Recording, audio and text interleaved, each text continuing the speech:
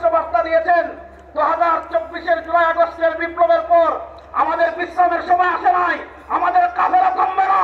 এই কাফেলার পথচলা শুরু হয়েছে বদর থেকে, সংসদে কালেমার পতাকা উড়িয়ে আমাদের পথচলা থামবে ইনশাআল্লাহ।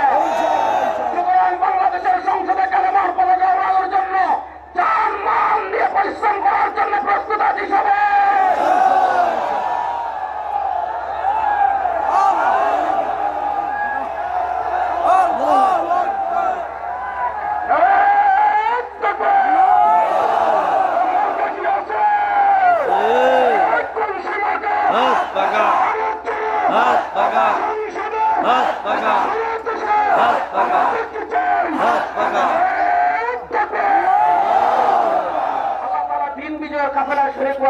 আমাদেরকে দান করেন আল্লাহ তাআলা, আমাদের নেতৃবৃন্দের পূর্ণ আনুগত্য করার তৌফিক আমাদেরকে দান করেন।